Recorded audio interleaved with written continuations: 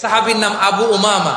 নামাজের ওয়াক্ত ছাড়া উনি মসজিদে যেয়ে বসে আছে। বিশ্বনবী বললেন, কিরে আবু উমামা, নামাজের তো ওয়াক্ত হয় নাই, মসজিদে কি? সাহাবী বলে, হুমুমুন লাজিমাতনি ওয়া দুয়ুন।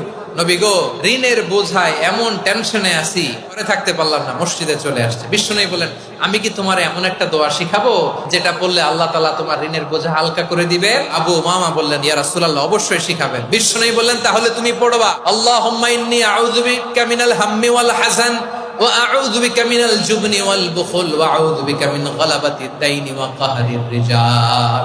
ও আল্লাহ, তোমার কাছ থেকে দুশ্চিন্তা থেকে পানাহ চাই, কৃপণতা, ভীরুতা, অলসতা, কার্পণ্যতা, এই সব কিছু থেকে, মানুষের কঠোরতা, আমার উপর মানুষের আধিপত্য এবং ঋণের বোঝা থেকে পানাহ চাই।